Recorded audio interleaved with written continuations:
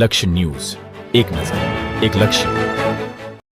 ધ્રાંગધ્રા જવાહર નવોદય વિદ્યાલય ફરી નવા વિવાદમાં. સાર્વત્રિક રસીકરણ કાર્યક્રમમાં વિદ્યાર્થીઓને રસી અપાઈ હતી. કુલ 80 વિદ્યાર્થીને વાલીને જાણ કર્યા વગર રસીકરણ. THOએ ગંભીર ભૂલ ગણાવી.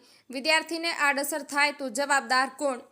ધ્રાંગધ્રા તાલુકામાં સ્થાપિત જવાહર નવોદય વિદ્યાલય વારંવાર વિવાદમાં આવી રહી છે.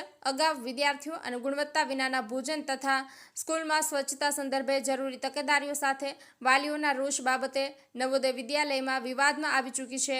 ત્યારે હાલ ચાલી રહેલા સાર્વત્રિક રસીકરણ કાર્યક્રમમાં સ્કૂલ દ્વારા વાલીઓને જાણ કર્યા વિના કોઈ સંમતિ લીધા વગર જ 80 વિદ્યાર્થીઓને TD અને ધનુરની રસી આપી હતી તેવા એક વાલીએ આક્ષેપ કરતા ગંભીર પ્રકારના નવા વિવાદમાં નવોદય વિદ્યાલય આવી હોવાની વિગતો મળી રહી છે.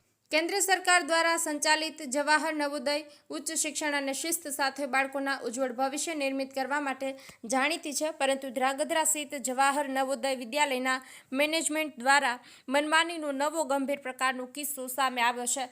હાલ રાજ્ય સરકાર દ્વારા સાર્વત્રિક રસીકરણ કાર્યક્રમ ચાલી રહ્યો છે, ત્યારે સ્થાનિક આરોગ્ય અને શિક્ષણ વિભાગ દ્વારા ખાનગી, અર્ધ સરકારી તેમજ સરકારી સ્કૂલોમાં સંપૂર્ણ નિયમાવલી સાથે લેખિત જાણ કરવામાં આવી હતી, જેમાં વિદ્યાર્થીઓના વાલીને જાણ તેમજ સંમતિ, પરવાનગી લેવાની પ્રક્રિયાની પણ જાણ કરવામાં આવી હતી.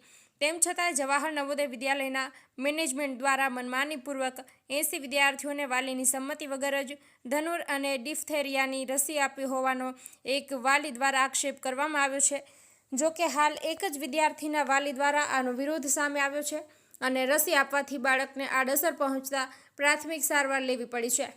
એક તરફ કડક નિયમોનો છે, જેના ઉલ્લંઘન બદલ તંત્ર અને NCPCR સીધા જ પગલાઓ લઈ શકે છે, તેમજ વાલી પણ ફરિયાદ નોંધાવી શકે છે તેવા અધિકાર છે. ત્યારે આ કિસ્સામાં સ્થાનિક શિક્ષા અને આરોગ્ય તંત્ર તેમજ જિલ્લા આરોગ્ય અને શિક્ષણ વિભાગ કેવા પ્રકારના પગલાઓ લેશે તેના તરફ સૌની મીટ મંડાયેલી રહેશે. બ્રિજેશ ત્રિવેદી, સુરેન્દ્રનગર. મારું નામ રિધમ દીપકભાઈ મેઘ છે. હું જવાહર નવોદય વિદ્યાલય સુરેન્દ્રનગરમાં ભણું છું.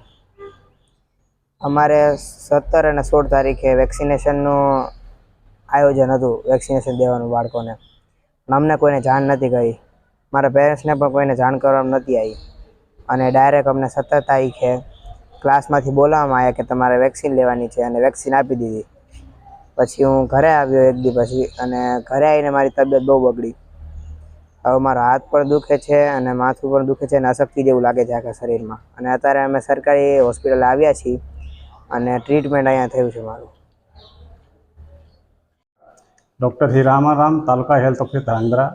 અત્યારે DPT બુસ્ટર, TD 10 યર અને TD 16 યર વેક્સિનેશન કેમ્પેન ચાલે છે. તો JNV સ્કૂલમાં મારા 16 અને 17 તારીખે પ્રોગ્રામ રાખેલું હતું. 16 તારીખે ટીચરને મળીને બધાને મોટિવેટ કરવા માટે પ્લાનિંગ કરવાનું હતું, અને 17 તારીખે બધા વેક્સિનેશન કરવામાં આવ્યું. મારા ઓર્ડર પ્રમાણે બધા જગ્યાએ મારા ડૉક્ટર ટીમ જાય છે અને વેક્સિનેશન કરે છે. અત્યારે થોડી કવરેજ ઓછી થયું છે, એના કારણે ફરીથી લગભગ ઓર્ડર કરવું પડશે અને પૂરા 100% કવરેજ કરીને બતાવશું. મારું નામ મેઘ દીપક છે. હું ધ્રાંગધ્રાનો રહેવાસી છું, અને મારું બાળક ધ્રાંગધ્રા ઈસદરા રોડ ઉપર જે જવાહર નવોદય વિદ્યાલય આવેલી છે ત્યાં ધોરણ 6 થી ભણે છે, અને હાલ 10મું આવ્યું છે. તો ગવર્મેન્ટના નિયમ પ્રમાણે જે રસી દેવામાં આવે એ રસી 16 તારીખ અને 17 તારીખનો નવોદયની અંદર કાર્યક્રમ હતો. અને નવોદયના કાર્યક્રમની અંદર જે રસીનો કાર્યક્રમ હતો એમાં મારા બાળકને રસી દેવામાં આવી હતી, અને એમાં મારી સંમતિપત્રમાં કોઈ સાઇન લીધેલ નથી, કે નથી મારા બાળકની સાઇન લીધેલી. અને મારા બાળકને ગઈકાલે રવિવારે ચક્કર આવતા પડી જતા હું સરકારી હોસ્પિટલ લાવ્યો હતો, અને બાળકે કીધું કે મને રસી આપેલ છે. તો ડૉક્ટરે એવું કીધેલું કે રસીના કારણે પણ બની શકે છે. તો આ નવોદય વિદ્યાલયવાળા જે છે એમની મનમાની ચલાવે છે, અને ગવર્મેન્ટના નિયમને ઉલ્લંઘન કરીને અને વાલીઓને પૂછ્યા વગર બાળકોને રસીઓ આપે છે. નવોદયની અંદર મને જાણવા મળ્યું કે ધોરણ 10માં વિદ્યાર્થીઓને તમામને રસી આપવામાં આવી છે, કોઈ વાલીઓની પણ સહમતિ લીધેલ નથી.